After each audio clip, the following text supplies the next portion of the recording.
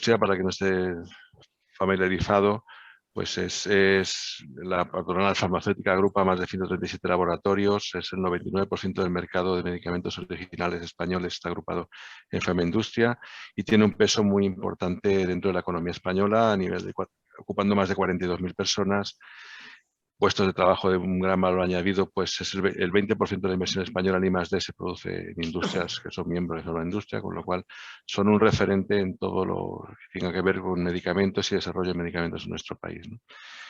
Y sin más, pues doy paso a Amelia, que lo interesante es que nos explique su presentación. Muchas gracias, Amelia. Nada, muchas gracias, Antonio y Marta, por invitarnos a estar hoy aquí compartiendo. Bueno, tengo una presentación, aviso, larga, pero que yo lo que quiero es que esto sea también un debate y que vosotros preguntéis y sobre todo lo que quiero es explicaros, ¿no?, un poco lo que comentamos con Antonio y Marta en una primera reunión que tuvimos para organizar esto, un poco explicaros lo que el paciente debe de saber sobre los ensayos clínicos, y mi primer mensaje es decir que es un proceso muy regulado, muy seguro, y que siempre hay un comité de ética detrás velando por los derechos de los pacientes, ¿vale? Pacientes o voluntarios sanos, porque yo creo que es muy importante cuando a uno le ofrecen participar en un ensayo, pues saber esto es fundamental, porque a veces también, ¿no?, se escucha en ocasiones, y yo odio ciertas palabras como conejillos, o ¿por qué? Porque ahí son personas y son pacientes o son voluntarios sanos, como vamos a ir explicando.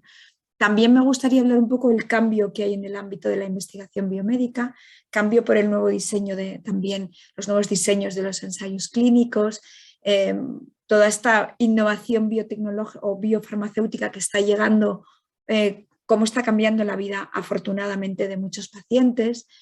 Pero esto también pasa por explicar otra cosa que va a ser muy importante, que es también el uso de los datos, ¿no? Y como aquí yo creo que como asociación de pacientes que sois, tenéis que conocer, yo creo que algo bastante relevante, que es el valor que tienen los datos en investigación biomédica, el valor de la reutilización y el valor de los segundos usos para hacer los procesos mucho más eficientes, pero salvaguardando siempre, por supuesto, la protección de datos, la confidencialidad de los datos, y bueno, de todo esto también me gustaría hablar esta tarde, ¿no?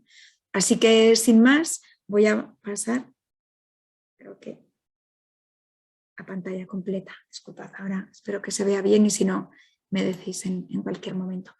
Bueno, ¿en qué consiste la I+D de un medicamento? Yo siempre digo que es como subir una montaña, una carretera de montaña, ¿no? Porque vamos a hablar de un proceso muy largo, unos 10-12 años, cada vez más complejo. De hecho, las tasas de éxito que tenemos vais a ver que son muy bajas. Ahora mismo tenemos en investigación en el mundo más de 8.000 medicamentos y menos del 8% de estos medicamentos que están en fases de I+D llegan a ser un fármaco, ¿no? O sea que es una tasa de éxito porque es muy complejo, y también se están dando avances muy importantes en la investigación básica y preclínica, ¿no?, a través del estudio de la biología, ¿no?, que hay detrás de muchas veces de tumores o de otras patologías que permiten a la industria tener nuevas dianas a las que dirigir fármacos nuevos. Pero todo esto, a pesar de que hay herramientas de diagnóstico, yo creo que aquí lo que va a ser el uso de técnicas de digitalización como el Big Data, la inteligencia artificial, nos van a ayudar y nos tienen que ayudar a ser más eficientes,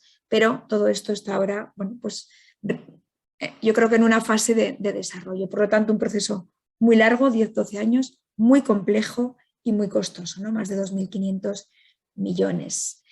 Aquí tenemos lo que es la panorámica, ¿vale?, de toda la vida del medicamento. ¿Por qué? Porque si os dais cuenta, nosotros vamos a testar, y lo que entra a testar es un antígeno, cuando hablamos, por ejemplo, de las vacunas, esto que se ha hablado tanto en los 2 últimos años, un producto biológico, estos que efectivamente, bueno, pues son fármacos quizá más dirigidos, o de síntesis químicas, ¿no? Muchas de las pastillas que tomamos muchos de nosotros cuando nos duele la cabeza o cuando tenemos un ardor de estómago, muchas son de síntesis química.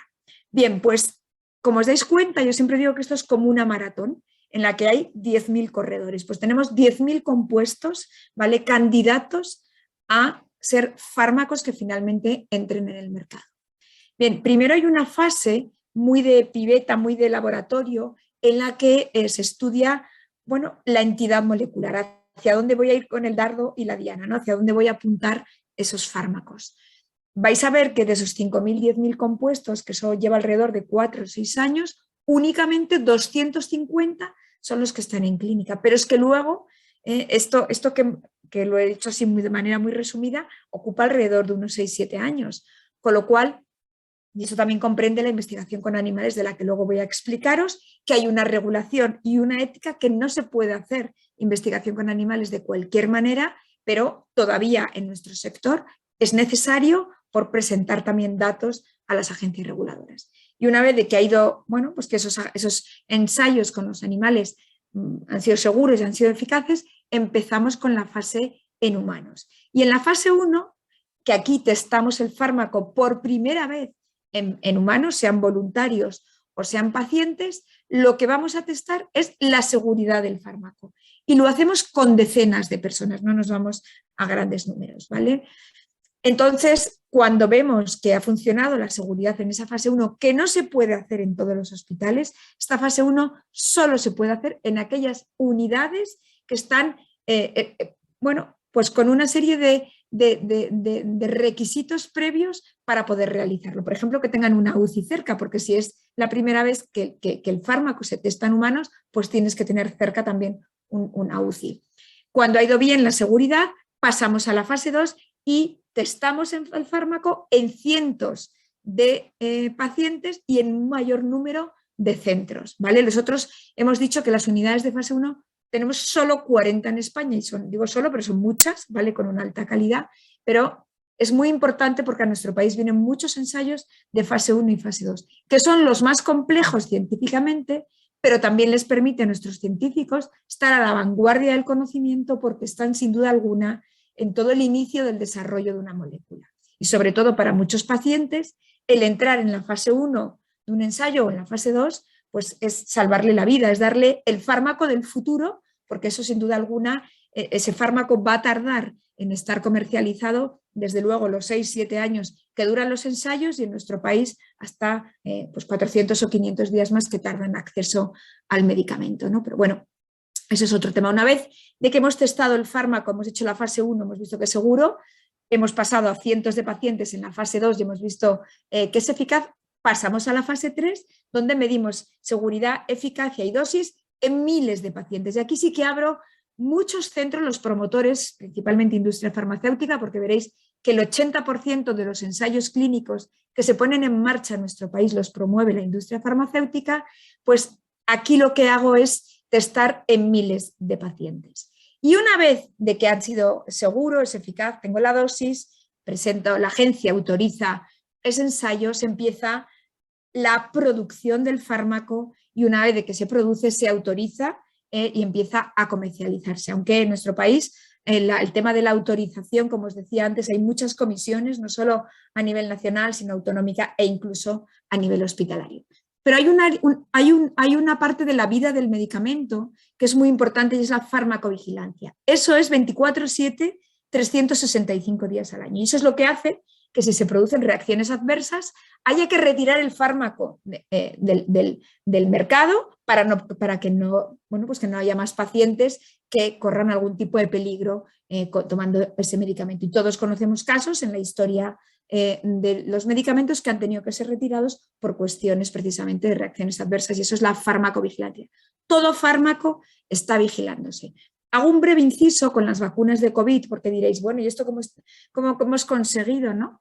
La vacuna de COVID en tan poco tiempo? Porque ha sido un éxito de colaboración público-privada, porque la industria farmacéutica cada vez más hace investigación de manera abierta, colaborativa e internacional. O sea, lo que ha puesto de manifiesto es que la sociedad conozca más este modelo de colaboración público-privada que desarrolla la industria, pero ya se venía haciendo desde hace años. Y para que todos sepáis, España ha ocupado la primera posición por volumen de investigación de ensayos de COVID en Europa y la cuarta del mundo, porque habíamos trabajado mucho con todos los agentes y tenemos que decir que tenemos una agencia española del medicamento y productos sanitarios excelente, con una regulación pionera de la que luego hablaré, que nos ha posicionado para muchas compañías farmacéuticas en el segundo país del mundo por el volumen de investigación que viene a nuestro país. Y además, bueno, porque tenemos investigadores de prestigio, asociaciones de pacientes como la vuestra, con un rol muy activo, ¿vale? También en el ámbito de la investigación y con una industria comprometida a atraer inversión al país. Y se ha podido hacer esas fases 1, 2 y 3 tan breves, ¿no? Porque también, bueno, aquí fueron mucho más flexibles los reguladores y pudimos incluso hacer unas fases 1 con miles de pacientes porque había que tener evidencia científica y generarla, y por lo tanto hacer también procesos no secuenciales como los que yo aquí os he explicado, sino en paralelo. Pero es que, ojo, mientras ya se estaban haciendo las fases, incluso terminando preclínica y clínica, ya empezaron algunas de las compañías a producir a riesgo la producción de vacunas, ¿no? Que ha sido uno de los cuellos de botella importante, y eso ha posibilitado y ha hecho que tengamos vacunas en un tiempo récord histórico.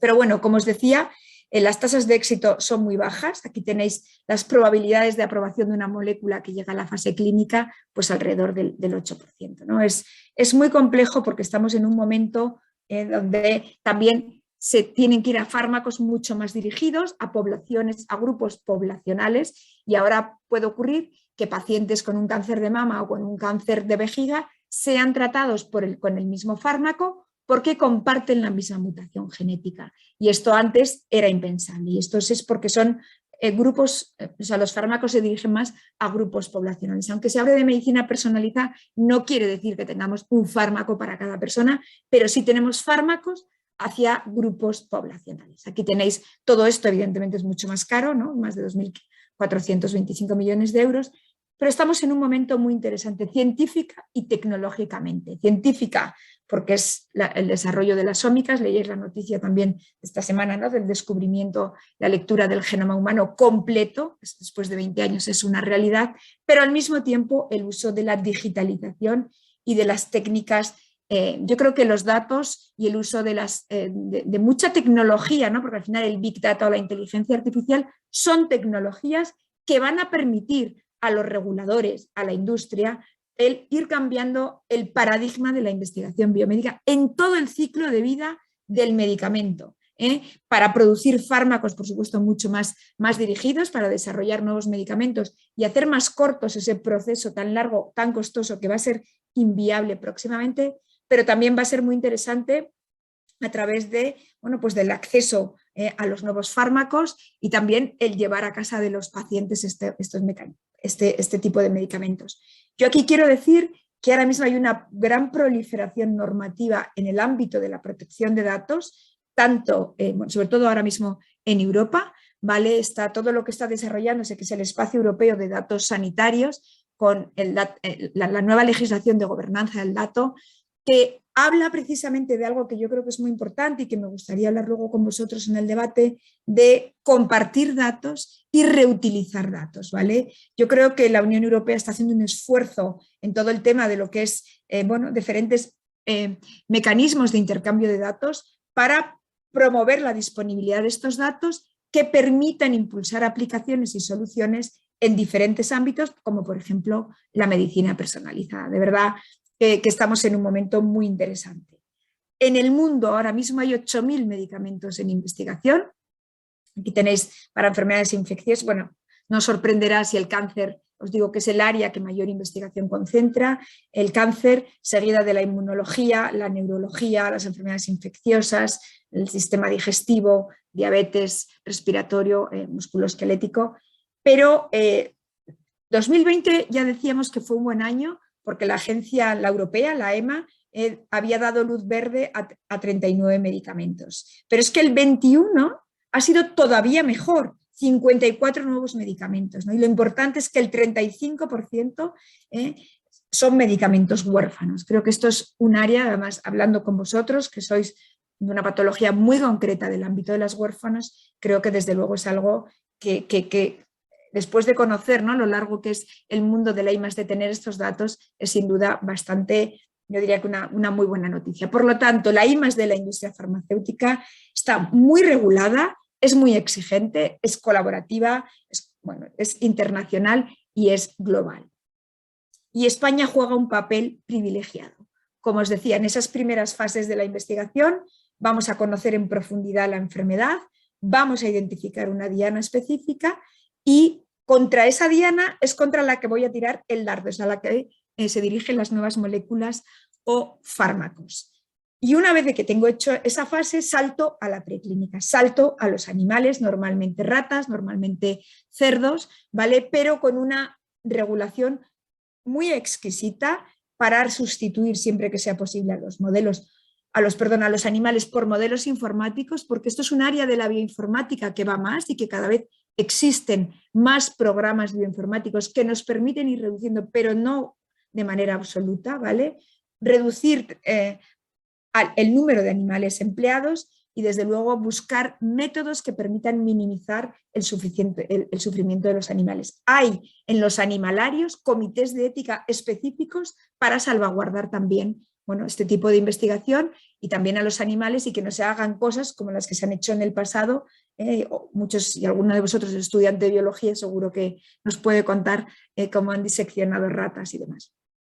Cuando termina la investigación en los animales es cuando paso a la agencia reguladora, en España la Agencia Española del Medicamento, en Europa la EMA y en Estados Unidos la FDA, para que me den una autorización como promotor y comenzar los ensayos clínicos.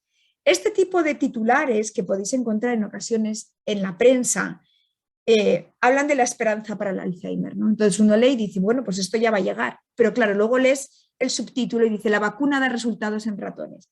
Quiere decir que si está en ratones, todavía queda la fase de ensayos clínicos. Lo digo porque cuando uno está afectado de cualquier enfermedad, y más si está afectado de una enfermedad rara, pues hay que interpretar este tipo de titulares de la mejor manera y entender bien que lo que es el desarrollo de un fármaco para ver que le quedan años todavía, ¿no? En definitiva, cuando hemos hecho la investigación en animales, pasamos a la investigación en humanos y empezamos con los ensayos clínicos, que voy a medir seguridad y eficacia. No nos olvidemos que en los ensayos clínicos hay un brazo del ensayo a los que le voy a dar el nuevo fármaco, que está en investigación, pero otro brazo del ensayo le voy a dar placebo para poder hacer esa comparación y para poder tener esa evidencia científica. En ocasiones, ni el propio investigador sabe qué grupo del ensayo recibe el placebo y qué grupo del ensayo recibe el fármaco en innovación. Y eso es lo que se llama un doble ciego. ¿Cómo ponemos un ensayo clínico en marcha en nuestro país? Pues hace falta que haya un promotor, industria farmacéutica, grupo de investigación clínica independiente o asociación de pacientes como la vuestra, que decide, aunque necesitáis evidentemente una buena financiación, poner en marcha el ensayo. Y se necesita una autorización de la Agencia Española del Medicamento y el dictamen favorable de un único comité de ética. Resalto mucho lo del único comité de ética porque en nuestro país hasta enero del 2016 los comités de ética de los diferentes hospitales en los que se iba a realizar el ensayo podían opinar. Os podéis imaginar que aquello era un procedimiento muy poco ágil, muy burocratizado y que no había para nada armonización en los comentarios que te podían, las observaciones que podía recibir de los comités de ética. Esta simplificación de procesos que conseguimos con el Real Decreto, sin duda es un éxito que nos ha ayudado mucho, y también ahora de cara a Europa, que tenemos un nuevo reglamento en Europa que también va hacia la simplificación europea de estos procedimientos.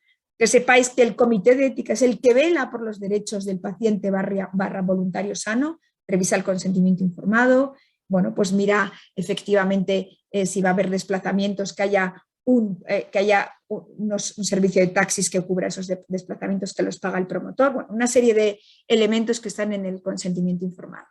Se realiza en hospitales por investigadores con pacientes y voluntarios sanos.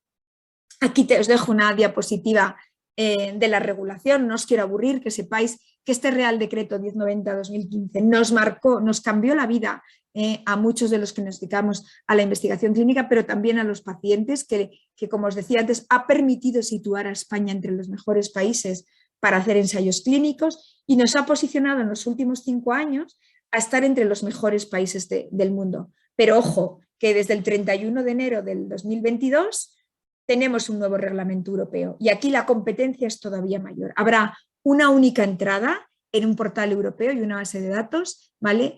Y el promotor va a decidir qué estado va a ser, como estado, qué país, va a ser el reporting member state, es decir, el que va a hacer un poco de país líder, ¿no? Y aquí muchas compañías ahora al principio están eligiendo a España por la buena posición de salida, pero vamos a ver porque cada vez, y la COVID también lo que ha enseñado a otros países, el valor que tiene apostar por los ensayos clínicos, con lo cual pues ahora también convergen dos situaciones, ¿no? La nueva regulación donde más países van a tener acceso a este procedimiento simplificado y también ese mayor interés por atraer ensayos en otras regiones de Europa que antes no las tenían. ¿Por qué se retrasó tanto este reglamento? Porque pensar que el reglamento era del 14 y lo esperábamos en el 16 con la moratoria que establecía. Bueno, la EMA estaba en Londres, se trasladó a Ámsterdam, ¿vale? Consecuencia del Brexit, pero también la COVID ha hecho que todo se haya retrasado. Y luego el procedimiento nuevo, el europeo, no es sencillo. Ayer hablaba con un promotor y me explicaba todos los cambios que tienen que estar implementando las compañías para ello.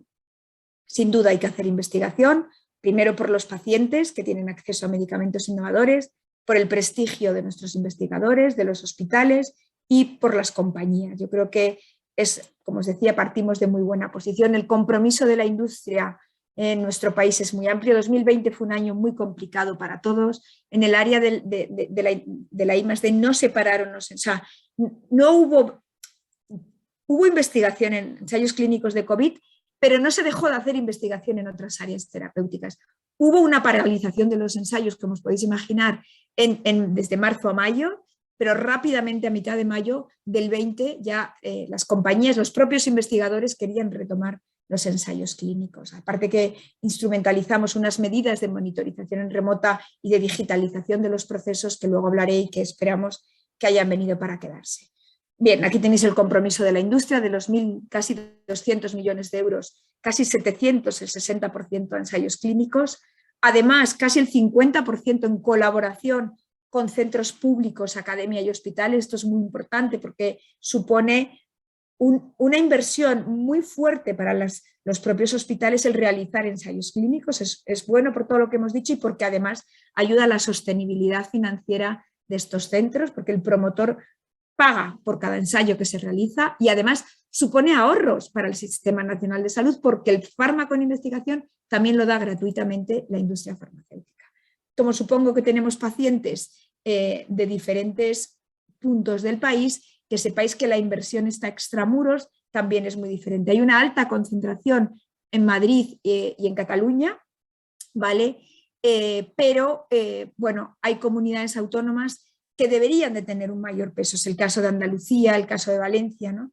Galicia, por ejemplo, para el tamaño que tiene un ecosistema de investigación biomédica preclínica y clínica muy interesante, pero sí que estamos trabajando, y luego lo explicaré, en una descentralización de los ensayos. Pero bueno, estamos entre los mejores países, sin duda es una oportunidad y además tenemos, como os digo, bueno, más de 30 hospitales e institutos de investigación clínica acreditados por el Carlos III. Aquí confluye la preclínica con la clínica, la universidad con el hospital y hay que hacer adecuadamente esa traslación. Como os decía, en 2020 ha habido investigación más allá de la COVID, afortunadamente, aunque el 80% de la investigación la ha promovido la industria farmacéutica. Creo que son datos muy esperanzadores el volumen de investigación y el esfuerzo que se ha hecho, ¿no? Más de 1000 ensayos clínicos puestos en marcha en nuestro país, pero es que en 2021 casi hemos llegado a los 1000, ¿no? Y bueno, yo creo que estos son, como os digo, datos excelentes.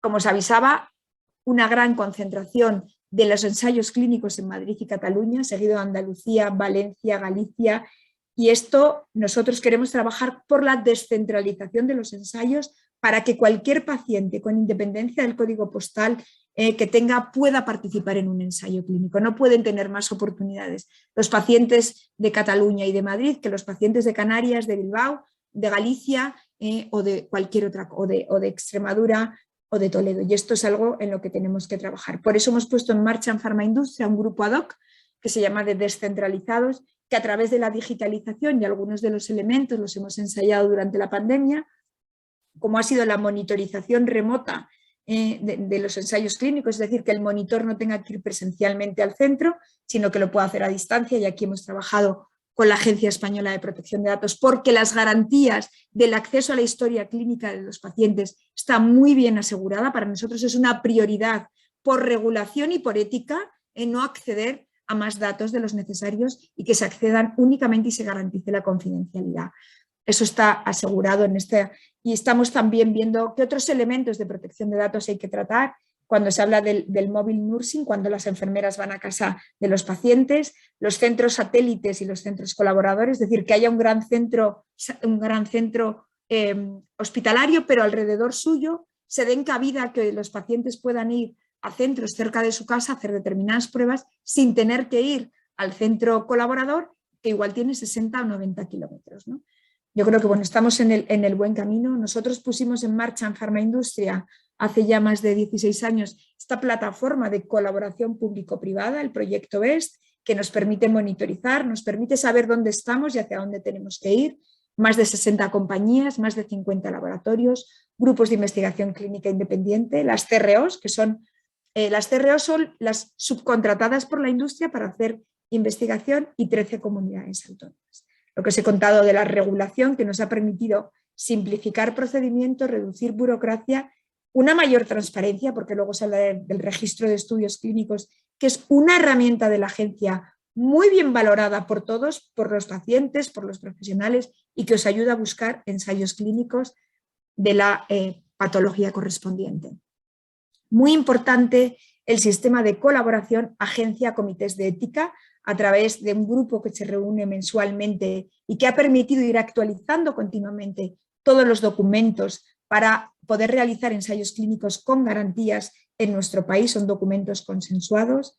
Muy importante los datos que tenemos de ensayos clínicos de fases tempranas, esas fases 1 y 2 que yo os explicaba al principio y que son más del 50% y que son esperanza para muchos pacientes. También los tiempos de puesta en marcha se van reduciendo. Uno de los cuellos de botella principales que ha tenido nuestro país ha sido la firma del contrato entre el hospital y el promotor. Mirar aquí, ha habido veces que las dos partes han tardado más de 100 días y era al final cuestiones de ponerse de acuerdo, bien por parte del promotor, bien por parte del centro. El último año es el primer semestre, pero es que hablamos de 69 días, es el mejor tiempo de la historia del proyecto, y esto sin duda es empezar el ensayo antes y dar posibilidades a los pacientes antes. En un contexto internacional estamos entre los mejores países para empezar un ensayo clínico. Mirar dónde estábamos en 2010, en la mitad de la tabla, estamos entre los 6 primeros en esta última etapa. Quería hacer una reflexión sobre las enfermedades raras, porque muchos de vosotros efectivamente tenéis una enfermedad rara, y quería deciros cómo el Reglamento Europeo de Medicamentos Huérfanos cambió la investigación en raras y cambió la llegada de nuevos medicamentos huérfanos, ¿no? En el año 2000 había únicamente 8 fármacos, hoy 1 de cada 4 nuevos medicamentos tiene designación de huérfanos, ¿no? Yo creo que desde luego esto es consecuencia también de que ha crecido los ensayos clínicos, más de un 88%. Ahora estamos en un momento decisivo porque se está revisando toda la estrategia farmacéutica europea, toda la legislación de huérfanos y de pediátricos, y es fundamental que la industria tenga estos incentivos en la legislación, que va por mayor periodo de la patente a estos productos, etcétera. ¿Por qué? Porque así también ayuda a que haya una mayor investigación en este área y que se dé una mayor respuesta, ¿no? Y esto es algo que ahora está abierto y que haremos una jornada el próximo 25 de abril, que os invitamos, seguro que a través de Paco o a través de Rosario, mis compañeros de comunicación, os llega esta información de esta jornada que vamos a realizar y que creo que es de interés para todos. Aquí hemos hecho un análisis dentro de este registro de ensayos clínicos que tiene la agencia, que es el REC, y de los 3.500 ensayos que están en marcha, 700 son en enfermedades raras en nuestro país. Casi alrededor del 50 fases 1 y fases 2, y el 90% promovidos por compañías farmacéuticas. Aquí están todos, están los cánceres hematológicos, que sabéis que muchos de ellos son tumores raros, están todo tipo de enfermedades raras, pero si nos vamos a las raras en vuestra patología, ¿vale? En concreto en el ámbito de las renales, de ese 19%, el 4,2% son enfermedades renales raras, ¿vale? Yo creo que hay 33 ensayos, pero hay que fijarse en el número de participaciones. Hay 174 hospitales en nuestro país participando en esos ensayos clínicos de enfermedades raras renales. Mirar qué dato para fases 1 y 2, casi el 60%, y el 97% promovido por compañías farmacéuticas. ¿Vale? Aquí hemos considerado también pacientes trasplantados de riñón. Es complejo hacer esta búsqueda en el REC, ya os aviso, porque hay que ir filtrando bastantes campos, pero creo que esto lo voy a compartir y os lo voy a dejar porque quizá como asociación os interese. Me parece muy importante comunicar cómo buscar un ensayo clínico en nuestro país, y es esta plataforma que podéis meter en Google, que es el registro de estudios clínicos de la agencia, que es la que busca esa mayor transparencia. Y yo creo que también tenéis enlace a un vídeo de Farmaindustria que explica mucho mejor que yo y mucho más breve que yo qué es un ensayo clínico. Y creo que, y algunas otras iniciativas también para los jóvenes en proyectos europeos que hemos participado. Bien, aquí algunas de las medidas digitales que implementamos durante la pandemia, como os he dicho, y hacia lo que vamos, ese consentimiento informado electrónico, visitas virtuales, todo esto pasa por tener competencias digitales, pero como digo yo, siempre teniendo en cuenta el mayor beneficio de los pacientes. No hay que perder de vista que un ensayo o herramientas de digitalización tienen que ser complementarias al ensayo clínico presencial, ¿vale? Tenemos que estar en este momento híbrido, como hacemos nosotros muchos eventos ya, que los hacemos, una parte están en una sala presencialmente y otra parte online, y hay que informar y formar a los pacientes sin ninguna duda. Nosotros hemos estado trabajando en los últimos años en un decálogo de criterios de excelencia para hacer de España, como os digo, un país excelente, y sin duda alguna hemos conseguido. Esta semana, precisamente el martes, presentábamos en la Real Academia Nacional de Farmacia esta guía de excelencia para realizar ensayos clínicos en nuestro país, junto con los servicios de farmacia hospitalaria. La farmacia hospitalaria es un elemento clave, es un actor clave del ensayo clínico. No forma parte siempre de ese equipo investigador y reclaman el formar parte del equipo. Yo creo que esto es importante porque cada vez los fármacos en investigación son más complejos, exigen un mayor número de personal y una formación mucho más científica, mucho más profesionalizada. Y aquí las gerencias deben, sin duda alguna, dotar de recursos a los pacientes, perdón, a los servicios de farmacia para que puedan dar respuesta a lo que muchas veces los promotores demandan. Han trabajado 15 servicios de farmacia hospitalaria de 15 hospitales clave y relevantes en el ámbito de la investigación con 12 compañías farmacéuticas. Y esta guía está disponible en nuestras webs, tanto en la de Farmaindustria como en la de Medicamentos Innovadores, y si no, después de la sesión os la puedo también enviar para que la conozcáis. Pero es para poner de relieve cómo trabajamos en este ecosistema de investigación. También publicamos en el mes de julio una nueva guía de unidades de fases 1 y 2. Es muy útil para los promotores, pero también para los centros, ¿vale? Porque aquí, cuando uno va a hacer un ensayo de fases tempranas, necesita ver cómo de preparadas están estas unidades en nuestro país. Además, recibimos un premio de Diario Médico y Correo Farmacéutico y tenéis esta guía disponible en nuestra web.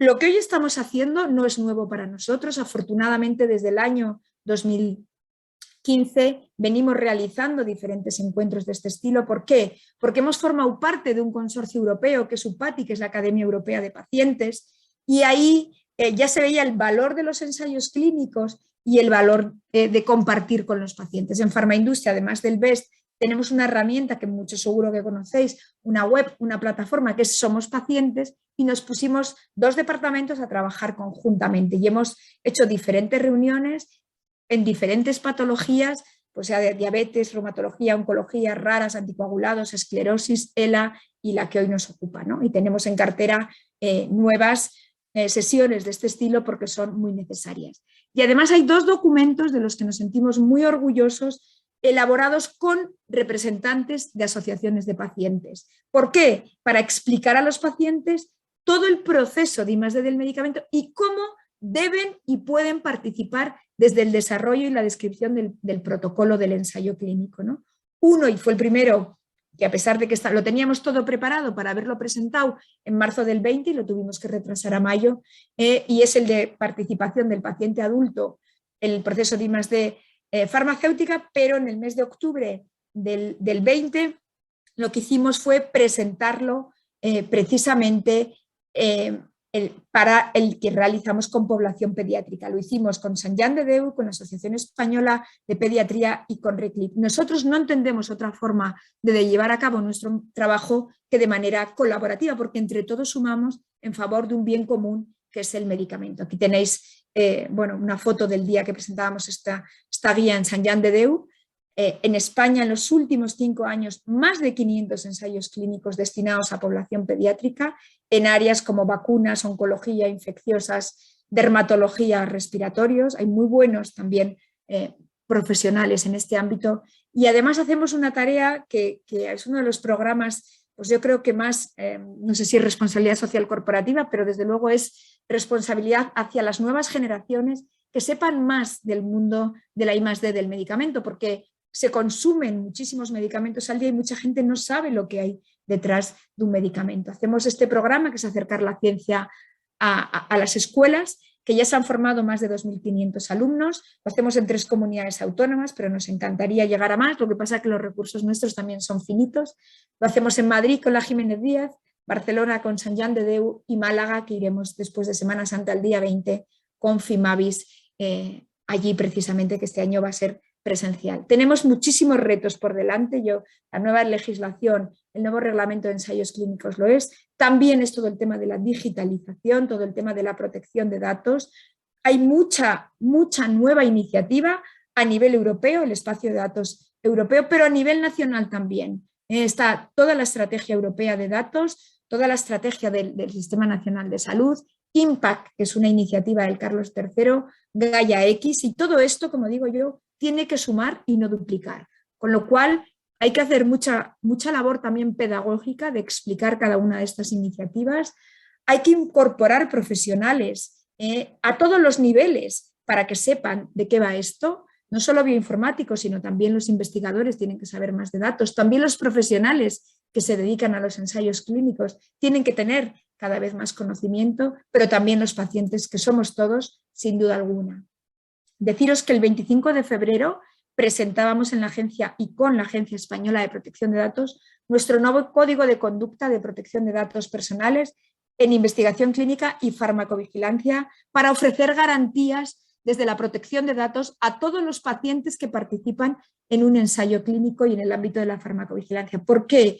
Porque el nuevo Reglamento General de Protección de Datos y nuestra Ley Orgánica de Protección de Datos y Garantía de los Derechos Digitales exige mayores requisitos y garantías que deben de poner en marcha las compañías farmacéuticas y también los hospitales. Entonces, deciros que hemos nombrado la semana pasada al órgano de gobernanza que ha de velar por el cumplimiento de este código y estamos dando los pasos para que las compañías se adhieran al mismo. No os voy a volver locos con esta diapositiva, pero como veis hay una parte de normativa de protección de datos, otra parte de investigación. Son 2 normativas que deben de buscar un equilibrio, o sea, no puede ser que la protección de datos bloquee la investigación, ni la investigación debe de saltarse la protección de datos. Hay que buscar ese equilibrio, pero estamos en un momento de muchísima proliferación. Creo que tenemos una oportunidad como país para estar a la vanguardia de la investigación. Como os decía, hay muchísima competencia, pero creo que tenemos muchos elementos y creo que en este sentido contar con asociaciones de pacientes como la vuestra, que están informados, que están formados, es fundamental para que vayamos implementando todos estos nuevos requisitos que nos exigen y que sin duda alguna estamos trabajando por ello. Así que muchas gracias, dejo de compartir